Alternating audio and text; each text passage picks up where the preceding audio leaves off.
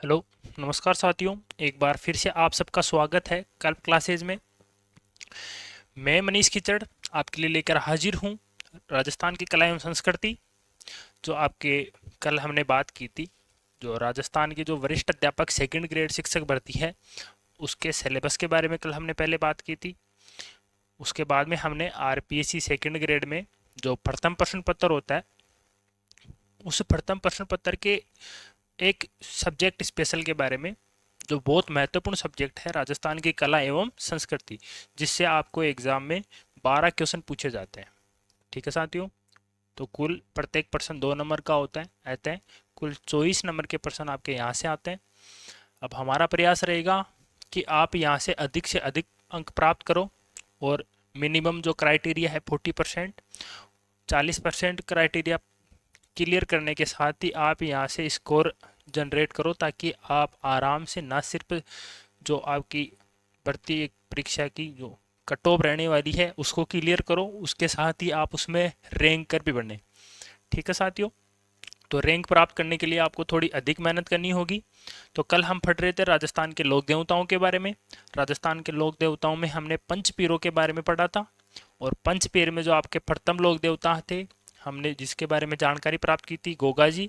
आज फिर से हम जो पूर्व की क्लास हुई उसके बारे में एक बार रिकेप करेंगे, उसका रिवीजन करेंगे, उसके साथ हम आगे बढ़ेंगे, और जो अन्य राजस्थान के लोक देवता हैं पंचपीर हैं उनके बारे में हम पढ़ेंगे।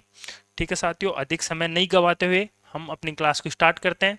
उम्मीद है आपने जो पिछली क्लास में जो पढ़ा उसको आप बिल्कुल याद करके आए होंगे। ठीक है साथियों, तो हम स्टार्ट करते हैं। तो सबसे पहले हमने पंचपीर के बारे में एक दोहा पढ़ा था साथियों। दोहे में क्या था, 5 पंचपीरों का आपके उल्लेख किया गया था।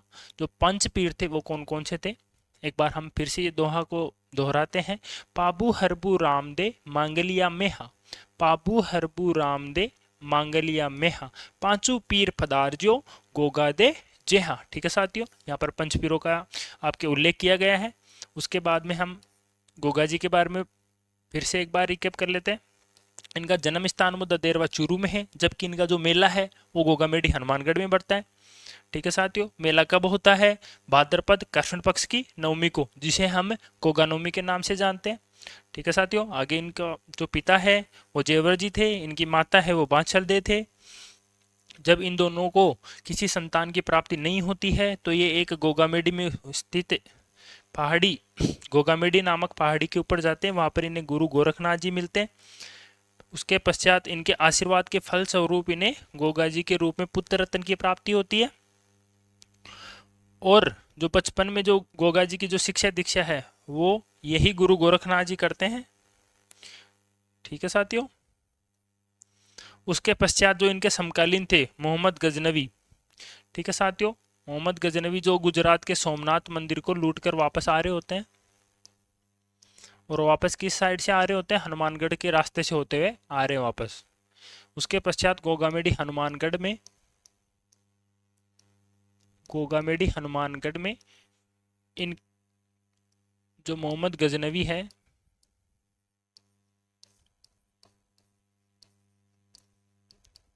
इनसे जो गोगा जी के जो मौसेरे भाई है अर्जन और शर्जन, वो इनसे मिल जाते हैं। और उसके पश्चात जो अर्जन और सर्जन का गोगा जी के साथ जमीन से जुड़ा हुआ कोई विवाद होता है, तो ये इनसे मिलकर इनके साथ युद्ध करते हैं। ठीक है साथियों, और इसी युद्ध में गोगा जी वीरगति को प्राप्त होते हैं, और जो इनकी पत्नी है वो इनके साथ सती हो जाते हैं। ठीक है साथियों, ये जानकारी हमने कल प्राप्त की थी। उसके पश्चात हम आगे बढ़ते हैं। गोगा जी की जो पुस्तक है, बुक है गोगाजीरा रसावल, जिसके अंतर्गत हमें गोगा जी के बारे में जानकारी प्राप्त होती है। तो ये बुक किसने लिखी थी, बिट्टू मेहा जी ने। बिट्टू मेहा जी ने एक किताब और लिखी थी, बाबू जी से रिलेटेड किताब थी वो। ठीक है साथियों, इनका मेला है वो गोगामेडी, जिला हनुमानगढ़ में बढ़ता है। कब बढ़ता है, हमने अभी बात की थी, गोगा नवमी को बढ़ता है। गोगा नवमी को बढ़ता है। और गोगा नवमी कब आता है, भाद्रपद कृष्ण नवमी। ठीक है साथियों, ये इनका मेला पड़ता है। आगे मैंने क्या पढ़ा था, पूजा स्थल, खेजड़ी के नीचे, खेजड़ी वृक्ष के नीचे इनका पूजा स्थल होता है। ठीक है साथियों, आगे पढ़ते हैं। जो इनकी कहावत है, गांव गांव में खेजड़ी ने, गांव गांव में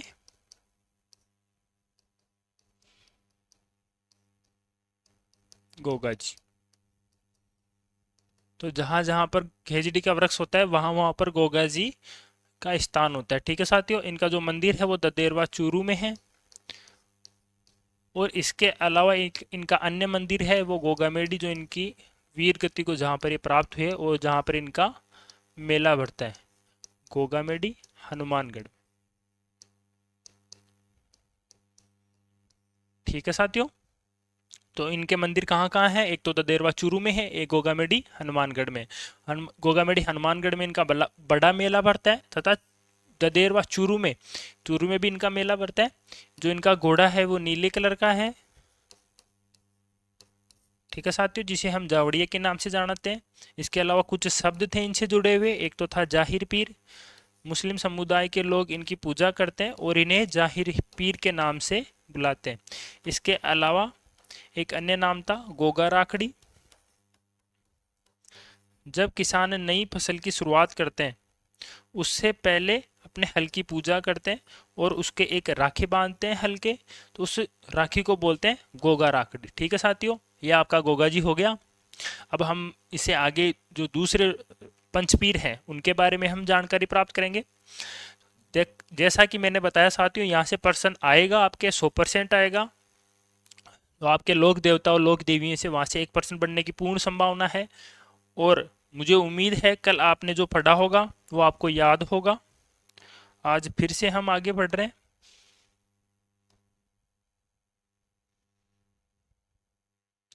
अब हम पढ़ेंगे पाबू जी के बारे में। ठीक है साथियों, पाबू जी का जो जन्म है वो सन 1239 ईस्वी में होता है। और जो इनका जन्म स्थान है वो कोल्लू गांव फलोदी में है। ठीक है साथियों, जिसे हम कोलमुंड गांव के नाम से भी जानते हैं, कोल्लूमंड। ठीक है साथियों, जो इनके पिता है वो धांधल जी राठौड़ है। जो इनके दादा है वो आस्थान जी थे। ठीक है, मारवाड़ के राव थे वो। ऐसे कहानियां हम सुनते हैं कि जो पाबू जी है वो, इनकी माता है वो एक देवी, एक परी का रूप होते हैं, एक परी ही होते हैं। लेकिन कुछ इनके जन्म के पश्चात, कुछ समय पश्चात उनकी मृत्यु हो जाती है किसी कारणवश। और उनकी मृत्यु के पश्चात इनके पिताजी दूसरी शादी करते हैं जिनका नाम है था कमला दे। इसीलिए यही इन्हें पालते हैं। अर्थात ये सौतेली माता थे इनके। ठीक है, इनके और इनकी पत्नी है वो सुप्यार दे। और जो इनके माता जी, जो इनके वास्तविक माता होते हैं, मदर होते हैं, वो इन डेथ के पश्चात उनका पुनर्जन्म होता है। और जो पुनर्जन्म होता है, ऐसे कहानियों में हम सुनते हैं कि जो दोबारा जन्म होता है वो इनकी जो घोड़ी होती है उसके रूप में इनका जन्म होता है। क्योंकि इनके घोड़ी बहुत खूबसूरत होते हैं, जिसका नाम होता है केसर कालमी। ठीक है साथियों,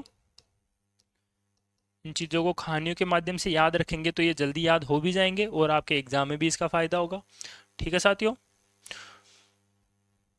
एक पाबू जी के बारे में एक ऐसी भी कहानी है कि इससे पूर्व जो जन्म में जो राम के भाई लक्ष्मण थे उनका अवतार है ये। जो राम के भाई लक्ष्मण है उनका जो पूर्व जन्म है, उस जन्म में ये 4 फेरे ये ले चुके होते हैं, जो आपकी रावण की बहन शूर्पणखा होते हैं। तो उसके पश्चात जो 6 से 4 फेरे होते हैं, उसके पश्चात जो 3 फेरे बच गए 7 में से, तो ये इस जन्म में ये पाबू जी उनके साथ लेते हैं। पाबू जी के रूप में इनका पुनर्जन्म होता है लक्ष्मण का। ठीक है साथियों, तो ये इसलिए ये पूर्व जन्म के जो 6 से 3 फेरे हैं वो इस जन्म में लेते हैं। और ये 3 फेरों के बारे में एक कहानी ये भी है कि जब ये लाछा गुजरी,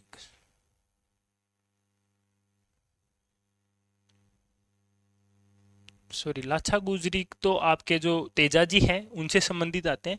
इनके जो गुजरी का नाम था वो काछेला गुजरी था, काछेला गुजरी।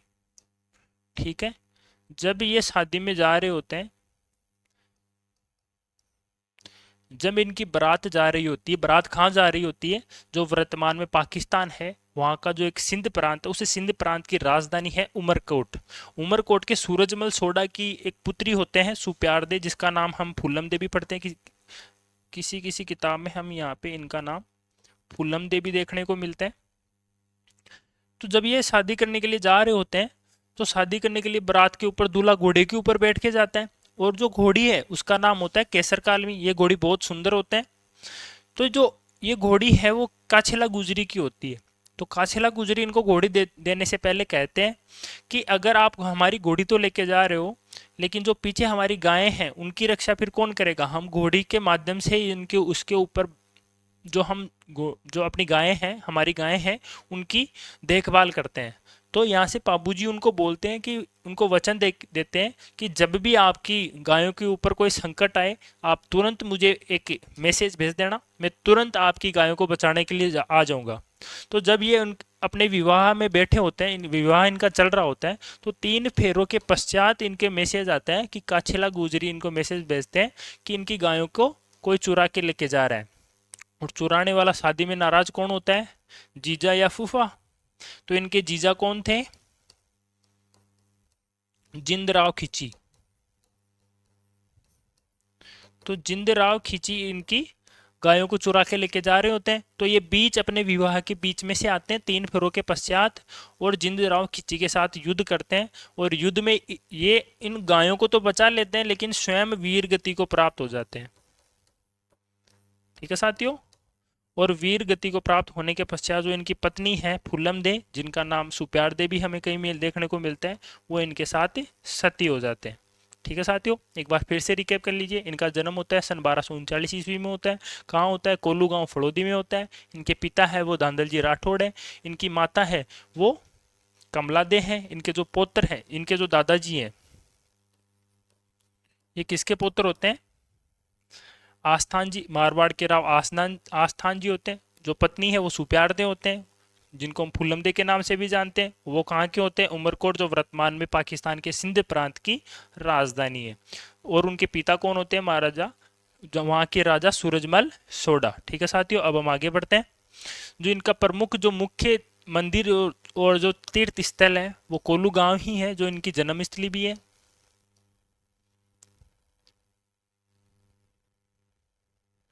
जो इनकी जन्मस्थली भी है।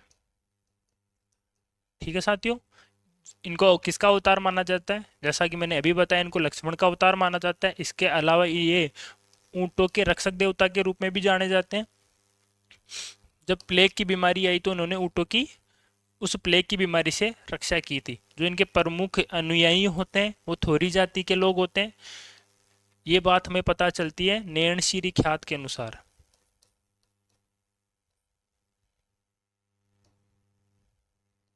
नैणशीरी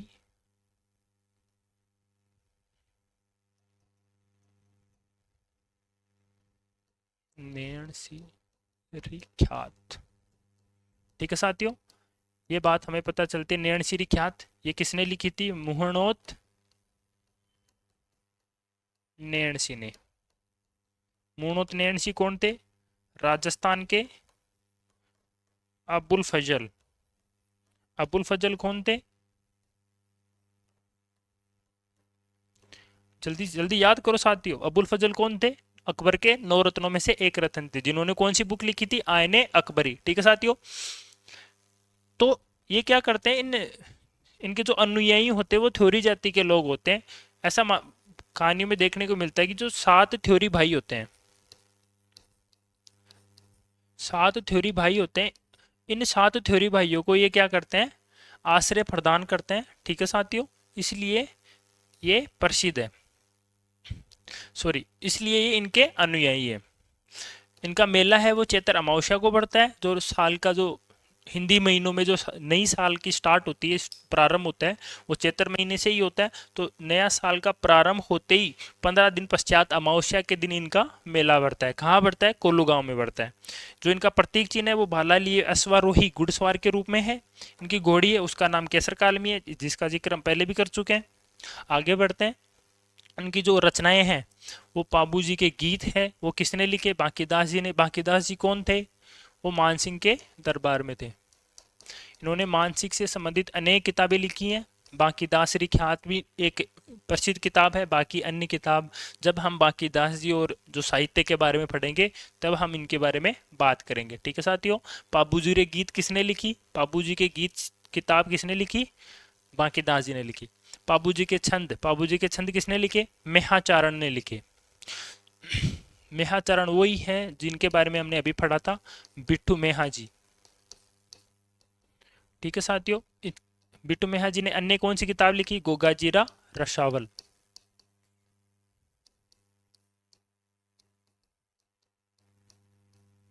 ठीक है साथियों। बिट्टू मेहा जी की दो किताबें हो गई, पाबू जी के छंद और बिट्टू मेहा जी ने सॉरी गोगाजीरा रसावल। ठीक है साथियों। आगे पढ़ते हैं। पाबू प्रकाश, पाबू प्रकाश लिखे आसिया मोड़ जी ने, और पाबू जी रिसोर्ट लिखे वो रामनाथ कवि ने लिखे। यहाँ से इनकी किताबों के नाम, जो पाबू जी से जो संबंधित किताबें हैं वो एग्जाम में बहुत बार पूछते हैं, तो आप लोग इनको बार बार पढ़कर इनको दैनिक जीवन में दिन में 3 या 4 बार इनको देखते रहिए ताकि आपको ये कंठस्थ हो जाएंगे। जो पाबू जी के जो शिष्य होते हैं वो रेबारी जाति के लोग होते हैं। ठीक है साथियों। इस प्रकार से हमारा पाबू जी यहीं पर इतनी जानकारी है। अन्य जानकारी के बारे में हम जब इनके क्वेश्चंस करेंगे, प्रीवियस ईयर के क्वेश्चंस, उनमें हम इनकी अन्य जानकारी प्राप्त करेंगे। कोई अगर रह गई हो तो हमें वहां मिल जाएगी। ठीक है साथियों। आगे हमारे आते हैं हड़बू जी। पंचपीरों में तीसरे लोक देवता, तीसरे पंचपीर हड़बू जी। इनका जन्म होता है बुढ़ेल नागौर में। एक बार फिर से देखिए साथियों, बुढ़ेल नागौर में, जहां पर तेजा जी का मंदिर भी है। इसके बारे में हम बाद में जानकारी प्राप्त करेंगे। आगे इनके जो पिता है वो मेहाजी सांकला है। उनकी माता है वो प्रोभाज्य देवी है, जो इनके समकालीन है वो मारवाड़ के राव जोधा इनके समकालीन है। इनका संबंध होता है रामदेव जी के मौसेरे भाई है। रामदेव जी ने इनको अस्त्र शस्त्र त्यागने की शिक्षा दी थी। अस्त्र शस्त्र त्यागने की शिक्षा इनको रामदेव जी ने ही दी थी। रामदेव जी के ही मौसेरे भाई है। इनके गुरु है वो बालीनाथ जी है। बालीनाथ जी रामदेव जी के भी गुरु हैं। रामदेव जी का जन्म सन 1200, रामदेव जी जब वीर गति को प्राप्त होते हैं तो 1258 को होते हैं, और हड़बू जी का जो जन्म होता है 1238 ईस्वी को होता है। अर्थात हम बोल सकते हैं कि जब रामदेव जी जब जीवित समाधि लेते हैं रामदेव जी, तो उस समय हड़बू जी 20 वर्ष के होते हैं। ठीक है साथियों। ये चीजों को कनेक्ट करने का एक तरीका है जिससे आप लोगों को ये चीजें याद रहेगी। ठीक है साथियों। तो जो इनके गुरु होते हैं रामदेव जी तथा हड़बू जी के, वो बालीनाथ जी होते हैं। इनका जो मंदिर है वो बेंगटी गांव फड़ोदी में है। और ये जो इनका ये जो बेंगटी गांव फड़ोदी है वो मारवाड़ के राव जोधा ही इनको देते हैं, दान के रूप में देते हैं। तो ये वहीं रहते हैं, और आज भी इनकी वहां पर एक लकड़ी की गाड़ी है जिसके माध्यम से गायों की सेवा करते थे, गायों के लिए चारा वगैरह लेके आया करते थे। उसी लकड़ी की गाड़ी की आज भी वहां पर पूजा की जाती है। ठीक है साथियों। बेंगटी गांव फड़ोदी में इनका मंदिर है। इनका मेला यही बेंगटी गांव फड़ोदी में बढ़ता है,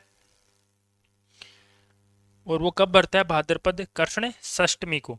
देखो हमने इससे पहले गोगा जी के बारे में देखा था। गोगा जी का मेला कब पड़ता है?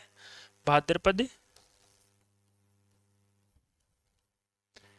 कृष्ण नवमी को, जिसको हम गोगा नवमी के नाम से भी जानते हैं। इनका जन्म कब पड़ता है? इनसे 3 दिन पहले भाद्रपद कृष्ण षष्टमी को। इसके अलावा हमने एक अन्य लोक देवता पढ़ा पाबू जी, उनका जन्म होता है चैत्र अमावस्या को। ठीक है साथियों। अब तक हमने 3 ही लोक देवता पढ़े।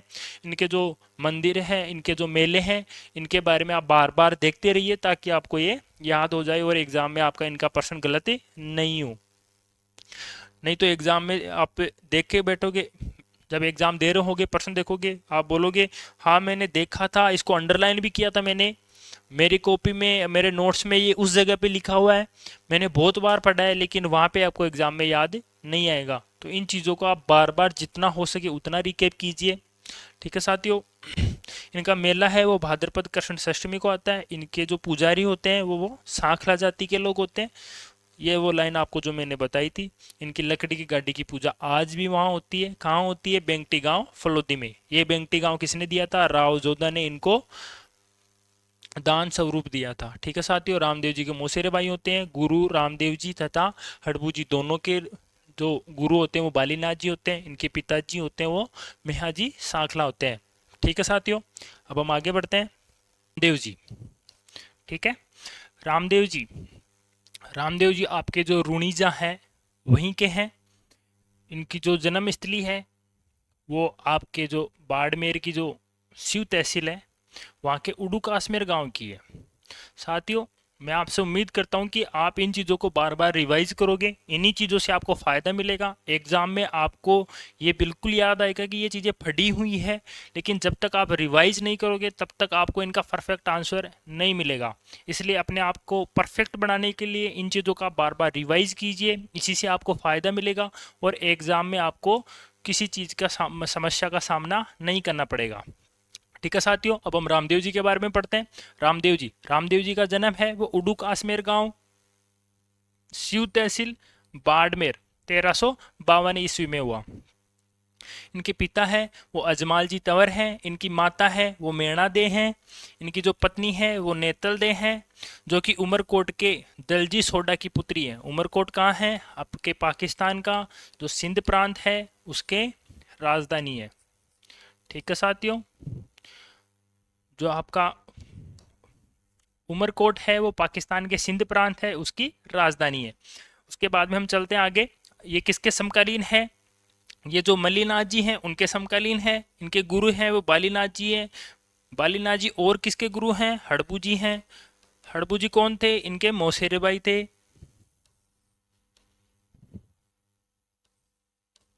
ठीक है साथियों, ये जीवित समाधि लेते हैं सन 1458 ईस्वी में भाद्रपद शुक्ल एकादशी को। ये क्या लेते हैं? समाधि लेते हैं। कहाँ लेते हैं? रामदेवरा रूणीजा में ये क्या लेते हैं? समाधि। इसी स्थान पर इनका मेला भरता है। वो कब होता है? जो भाद्रपद होता है, भाद्रपद शुक्ल पक्ष की द्वितीय, शुक्ल पक्ष की द्वितीय से एकादशी तक इनका मेला भरता है। एकादशी को क्या हुआ था? एकादशी को इन्होंने जीवित समाधि ली थी। ठीक है साथियों, ये आपको याद रखना है। जो आपके रामदेव जी का मेला है वो भाद्रपद की शुक्ल एकादशी से शुक्ल द्वितीय से शुक्ल एकादशी तक क्या होता है? इनका मेला भरता है। ठीक है साथियों, आगे चलते हैं। रामदेव जी के जो चमत्कार होते हैं उनको हम पर्चे के नाम से जानते हैं। बचपन में जब ये सातलमेर गांव पोखरण है, इनका जो बचपन है यहीं बीता था। वहाँ पर एक भैरव नाम के राक्षस होते हैं। उस राक्षस से गांव वालों को मुक्ति दिलाते हैं। तो ये चीज़ें उनके पर्चे के रूप में लिखी गई है, जो रामदेव जी के चमत्कार इनको बोलते हैं। ठीक है साथियों, जो इनका जो बचपन था, इनके जो पिता के पास पोखरण गांव था, बाद में अपनी भतीजी को इन्होंने पोखरण गांव दहेज में दे दिया था। ठीक है साथियों, पोखरण गांव का क्या हुआ? अपनी भतीजी को क्या हुआ? दहेज में दे दिया इन्होंने। ठीक है साथियों, उसके बाद में एक नया गांव बसाते हैं। उस नए गांव का नाम क्या था? रुणीजा। ठीक है साथियों, जिसको हम आज रामदेवरा के नाम से जानते हैं। आपके जो रामदेव जी थे वो विष्णु या कृष्ण के अवतार से जाने जाते हैं। विष्णु और कृष्ण, जो आपके कृष्ण जी थे वो विष्णु भगवान के ही अवतार माने जाते हैं।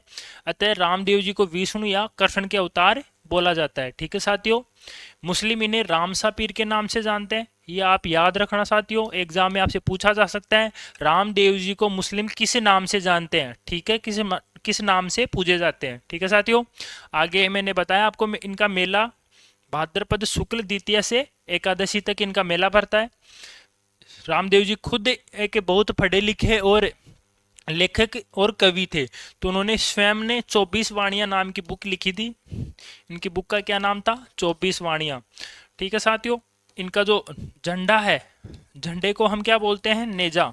झंडा जो 5 रंग की पताका होती है, इनके झंडे में 5 रंग की अलग अलग प्रकार की जो पट्टियां होती है, ठीक है साथियों, 5 रंग की अलग अलग जो पताकाएं होती है, पट्टियां होती है, उनको क्या बोलते हैं? नेजा, जिसको हम क्या बोलते हैं अपनी भाषा में? झंडा। ठीक है साथियों। इनके जो घोड़ा है वो लीला है, स्थानीय भाषा में घोड़ा को लिल्लो के नाम से जानते हैं, अतः इनके घोड़े को क्या बोलते हैं? लीला। इनका जो प्रमुख पंथ है वो कामड़िया पंथ है। कामड़िया पंथ कौन सा होता है? जो 13 ताली नृत्य करते हैं, और 13 ताली नृत्य करने में आपकी जो मांगी बाई है वो प्रसिद्ध है, जिन्होंने राष्ट्रपति से अवार्ड भी हासिल किया है। तो ये चीज़ आपको याद रखने का प्रयास कीजिए, चीज़ों को कनेक्ट कीजिए। ठीक है साथियों, 13 ताली नृत्य में 13 ताली नृत्य किस प्रकार से किया जाता है? यह एक बैलेंस रखते हैं, अपने सर पर एक मटका या इस टाइप में कुछ रखते हैं, और आपके दाएं पैर में 9 झांझ होते हैं। ठीक है साथियों, 9 झांझ होते हैं, और एक झांझ आपके दोनों आपके कोहनियों के ऊपर होते हैं, और 2 झांझ हाथों के ऊपर होते हैं। इस प्रकार से एक बैलेंस रखते हुए एक नृत्य किया जाता है, एक आर्ट होती है, उसी को हम 13 ताली नृत्य बोलते हैं। इसकी फोटो आप गूगल पे या और कहीं पर देखना, ये नृत्य आप देखने का प्रयास करना, जिससे आपको ये चीज़ें याद होगी। ठीक है साथियों, कामड़िया पंथ क्या करते हैं? 13 ताली नृत्य करते हैं, और 13 ताली नृत्य करने में कौन फेमस है? मांगी बाई जी। मांगी बाई को राष्ट्रपति के द्वारा अवार्ड भी मिला हुआ है। ठीक है साथियों, आगे पर देखते हैं। इनके जो भक्त होते हैं वो मेघवाल जाति के भक्त होते हैं। इनके भक्तों को हम रिखिया के नाम से जानते हैं। जो आपके रामदेव जी हैं, वो मूर्ति पूजा में नहीं मानते थे। ठीक है साथियों, मूर्ति पूजा का विरोध करते थे।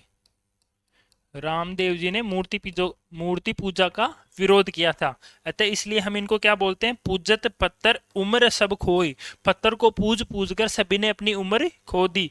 सुपने अकल नहीं आया, उसके बावजूद उनको अकल नहीं आई। ठीक है साथियों, यहाँ से जो ये दोहा है, इसे हम क्या जानने को मिलता है? कि रामदेव जी है, उन्होंने मूर्ति पूजा का विरोध किया। ठीक है साथियों, अब हम आगे बढ़ते हैं। मेहाजी मांगलिया, जो आपके 5वें और अंतिम पंचपीर हैं, मेहाजी मांगलिया। ठीक है साथियों, इनका जन्म कहाँ होता है? बापणी गांव, फलोदी में। फलोदी में इनके अलावा और कौन कौन से लोग देवता है जिनका मेला भरता है? एक तो आपके हड़बू जी हो गए, और एक आपके पापू जी हो गए। तो आपके फलोदी में कितने लोग देवताओं का मेला भरता है? 3 लोग देवताओं का, हड़बू जी, पाबू जी और मेहाजी मांगलिया। ठीक है साथियों, तो इनका मेहाजी मांगलिया का जन्म कहाँ होता है? बापनी गांव, फलोदी में। ठीक है साथियों, जो वर्तमान में कहाँ है? जोधपुर में। इनका जो जन्म होता है वो विक्रम संवत 1332, या फिर इनको हम अपनी जो अंग्रेजी कैलेंडर है उसके अनुसार हम क्या बोल सकते हैं? 1275, 1275। ठीक है साथियों, इनका जो मेला है वो भाद्रपद की कृष्ण अष्टमी को पड़ता है। ठीक है साथियों, भाद्रपद की कृष्ण नवमी को क्या आती है? गोगा नवमी आती है। और इसके अलावा जो भाद्रपद की कृष्ण षष्टमी होती है उसको किसका मेला पड़ता है? ये अपने हड़बू जी का। ठीक है साथियों, एक बार फिर से आप देख लीजिए, अपने जो हड़बू जी का मेला है वो भाद्रपद की कृष्ण षष्टमी को आता है। ठीक है साथियों, अब हम आगे चलते हैं। इनके जो घोड़ा है उस घोड़े का नाम था किरण काबरा, इसको आप याद रखने का प्रयास कीजिए। अपने जो पाबू जी होते हैं उनके घोड़े का नाम क्या होता है? केसर का आलमी होता है। अपने जो रामदेव जी होते हैं उनके घोड़े का नाम क्या होता है? लीलो होता है।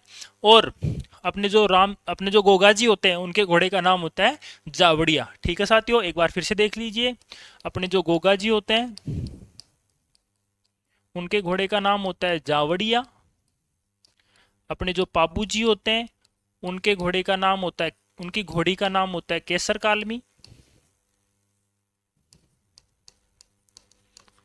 केसर कालमी।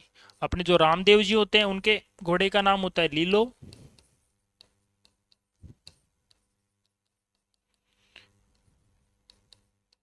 लीला। और अपने जो मेहाजी मांगलिया होते हैं इनके घोड़े का नाम क्या होता है? किरण काबरा।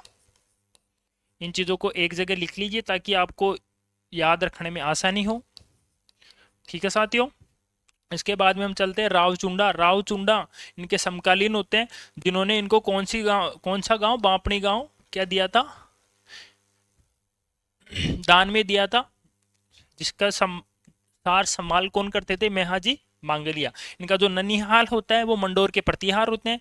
जो ये वीर गति को किस प्रकार से प्राप्त होते हैं, हेकू की गुजरी की गायों को बचाते हुए। इससे पहले भी हमने, हमारे एक लोक देवता थे जो गायों को बचाते हुए शहीद हुए थे, वीर गति को प्राप्त हुए थे, वो कौन थे, अपने बाबू जी थे। किसकी गायों को बचाते हुए वीर गति को प्राप्त हुए थे, काछेला गुजरी। ठीक है साथियों, काछेला गुजरी।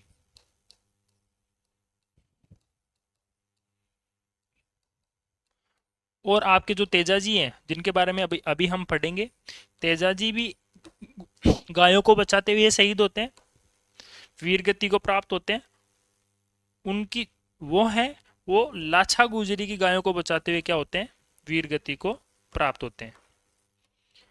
ठीक है साथियों, आपके तेजाजी है वो लाछा गुजरी की गायों को बचाते हुए, बाबूजी है वो काछेला गुजरी की, और जो आपके मेहाजी मांगलिया है वो हेकू की गुजरी की गायों को बचाते हुए क्या होते हैं, वीर गति को प्राप्त होते हैं। ठीक है साथियों, कब 13वीं शताब्दी के मेवाड़ के जो गुहिल वंश होते हैं वो मंगलिया, उनका जो संबंध होता है वो किससे होता है, मेहाजी मांगलिया के साथ होता है।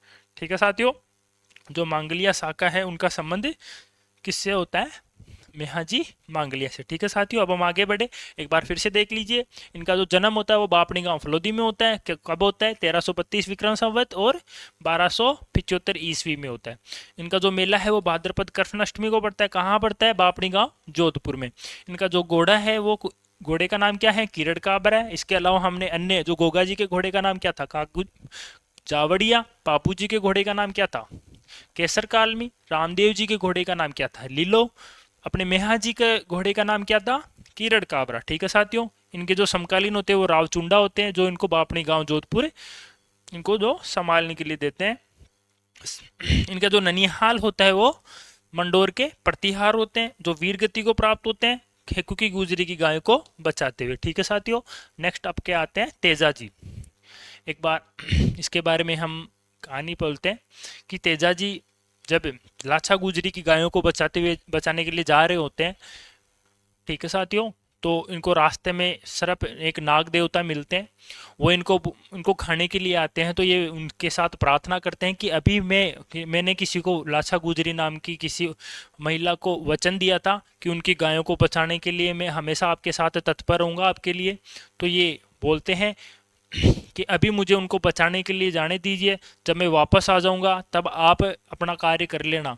तो उसके बाद में नाग देवता इनको बोलते हैं कि हमें हमें क्या विश्वास किया, आप वापस आओगे नहीं आओगे। तो ये वहाँ से वादा करके उनके साथ प्रोमिस करते हैं, और फिर ये उनकी गायों, लाछा गुजरी की गायों को बचाने के लिए जाते हैं। और जब वापस आते हैं तो इनके शरीर पर बहुत अधिक चोटों के निशान हो जाते हैं, इनके घाव हो जाते हैं, शरीर के बहुत अंगों प्रत्येक अंग के ऊपर खून के जो निशान होते हैं वो मिलते हैं।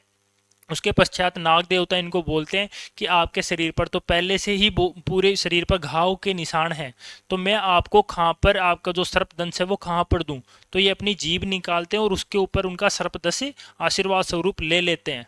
ठीक है साथियों, हम जो इनकी फोटो देखते हैं पूजा करने के लिए, अभी जो वर्तमान में इनकी जो फोटो चल रही होती है मंदिरों में हम देखते हैं, तो उसके ऊपर क्या होता है कि जो ये आपके जो सर्प है वो इनके जीभ के ऊपर सर्प दस देते हुए इनकी फोटो आती है हमें जो देखने को मिलती है। ठीक है साथियों, अब इसकी जो पृष्ठभूमि आपको मिल चुकी है, तो आपको ये याद रखने का प्रयास करना। ठीक है साथियों, इनका जन्म होता है वो माघ शुक्ल चतुर्दशी को होता है। ठीक है, 1073 ईस्वी को होता है। कहाँ होता है, खड़नाल नागौर में। इनका जो वंश है वो धोलिया जाट वंशज होते हैं अपने तेजाजी। आपसे एग्जाम में पूछा जा सकता है निम्न में से कौन से लोक देवता जाट वंशज है, तो आपको तेजाजी आपका वहाँ पे आंसर होगा। इनके जो गीत है, लोकगीत है, वो आप सुनना। इनके जो संपूर्ण जीवन की जो आपकी लोक गाथा है उन गीतों में आपको सुनने को मिलेगी। ठीक है साथियों, इनके जो पिता है वो ताहड़ जी होते हैं, इनकी माता है वो राम कुंवरी होती है, इनकी जो पत्नी है वो पेमल दे होती है, जो कि इनके मृत्यु के पश्चात इनके साथ क्या हो जाते हैं, सती होते हैं। ठीक है साथियों, पेमल दे कहाँ के होते हैं, आपके पास आपके जो अजमेर है, वर्तमान में अजमेर के पास में एक गांव होता है पन्नेर, वहाँ के जो राजा होते हैं, वहाँ के शासक होते हैं रायमल जी या फिर रामचंद्र। कहीं पर आपको रायमल जी मिलेगा, कहीं आपको मिलेगा रामचंद्र। ठीक है, उनकी पुत्री होते हैं पेमल दे। ठीक है साथियों, वर्तमान में पन्नेर में इनका एक मंदिर भी बना हुआ है तेजा जी का। अपने ससुराल में क्या होते हैं, कोई व्यक्ति सबसे ज़्यादा कहाँ उसकी इज्जत कहाँ होती है, सबसे ज़्यादा कहाँ पूजा जाता है, ससुराल में। ठीक है साथियों, ओके। जो इनकी मृत्यु मृत्यु है वो भाद्रपद शुक्ल दशमी को होती है। ठीक है साथियों, इससे पहले हमने भाद्रपद के कृष्ण में पक्ष में आने वाले बहुत सारे मेले हमने देख चुके हैं। अभी आपके जो तेजा जी है उनका उनका जो मेला है, उनकी जो मृत्यु है वो कब आती है, भाद्रपद शुक्ल दशमी को। जिस दिन ये वीर गति को प्राप्त होती है उसी दिन इनका सुरसरा में मेला बढ़ता है। ठीक है, इनका जो बड़ा मेला है एक पशु मेला है वो परबतसर नागौर। इनका जो पशु मेला है बड़ा मेला है वो कहाँ बढ़ता है, परबतसर नागौर में। इसके अलावा जो इनके अन्य जो स्थान है किशनगढ़ नागौर सुरसरा में भी इनके मेले बढ़ते हैं। कौन से वर्ष बढ़ता है, इनकी जो मृत्यु है वो कौन से वर्ष हुई थी, सन 1103 में। इनका जन्म होता है सन 1073 ईस्वी और इनकी मृत्यु होती है सन 1103 ईस्वी में। ठीक है साथियों, अतः हम बोल सकते हैं कि इनकी जो आयु थी मात्र 30 वर्ष की आयु में ये क्या हो गए थे, वीर गति को प्राप्त हो गए थे। इनका जो मुख्य मंदिर है वो परबतसर नागौर में है। ठीक है साथियों, वो मंदिर जोधपुर के महाराजा अभय सिंह द्वारा निर्मित है। इनके जो अन्य मंदिर है वो खड़नाल जहां इनका जन्म स्थली है खड़नाल, नागौर, पन्नेर जहां इनका ससुराल है वर्तमान में अजमेर के पास में, सुरसुरा जो कि आपके किशनगढ़ के पास में है। ठीक है साथियों, और इनका जो मुख्य थान है वो सुरसरा में है। इसके अलावा ब्यावर में है, सेंदरिया में है, भावता में है। जो सेंदरिया है वो ब्यावर के पास का ही एक स्थान है। ब्यावर से हम पाली की साइड जब हम जाते हैं तो आपको रास्ते में आपको सेंदरिया नामक स्थान मिलेगा। जो इनके मेला है वो भाद्रपद शुक्ल दशमी को पड़ता है। जैसा कि अभी हमने बताया था, तेजा दशमी के रूप में इनका मेला बनाया जाता है जो कि एक पशु मेला के रूप में भी जाना जाता है। ठीक है साथियों, इनको शिव का अवतार, सांपों के देवता और कालाबाला के देवता के नाम से भी जाना जाता है। ये धोलिया जाति के जाट थे, वंशज थे, इसलिए इनको जाट जाति के लोग इनके क्या होते हैं, आराध्य होते हैं। ठीक है साथियों, अब हम आगे बढ़ते हैं। इनके जो भोपे होते हैं जो सर्पदंश का इलाज करते हैं, इनके जो भोपे होते हैं वो सर्पदंश का इलाज करते हैं। वो किस प्रकार से करते हैं, दाएं पैर में एक तांती बांधते हैं, एक डोरी बांधते हैं। ठीक है साथियों, उसके माध्यम से इनके जो भोपे होते हैं वो सर्पदंश का इलाज करते हैं। इनको हम क्या बोलते हैं, घोड़ला, घोड़ले। ठीक है साथियों, जो तेजा टेरा ये एक गीत है जो किसानों के द्वारा खेती करते हुए गाया जाता है। ठीक है साथियों, तेजा टेरा, हल जोतते समय क्या करते हैं ये तेजा टेर नामक गीत गाते हैं। ताती, ये आपका अभी आ गया। ताती क्या होती है, इनके जो सर्पदंश का जो इलाज होता है, एक डोरी होती है वो कहाँ बांधते हैं, ये दाएं पैर में। ठीक है साथियों, जो इनका संघर्ष है वो लाखा गुजरी, ठीक है, लाछा या लाखा गुजरी की गायों को बचाते हुए क्या होते हैं, संघर्ष में वीर गति को प्राप्त होते हैं। इनका जो थान होता है वो तेजा जी का मंदिर होता है जो कि आपको गांव-गांव ढाणी-ढाणी में देखने को मिलता है। ठीक है साथियों, 2011 में 5 रुपए के डाक टिकट इनके लिए जारी हुई थी जो कि इंपॉर्टेंट है, एग्जाम में पूछा जा सकता है। ठीक है साथियों, तो ठीक है साथियों, यहाँ पर हम अपनी क्लास का समापन करते हैं। हमने बहुत अच्छे से पढ़ा। मुझे आपके साथ मैं पूर्ण तरीके से संतुष्ट हूँ कि आप भी इसी प्रकार से मेहनत करोगे। मैं भी इसी प्रकार से मेहनत कर रहा हूँ आपके लिए। एक नए अगले सेशन में फिर से मैं आपके लिए इसी प्रकार से मेहनत करके लाऊंगा।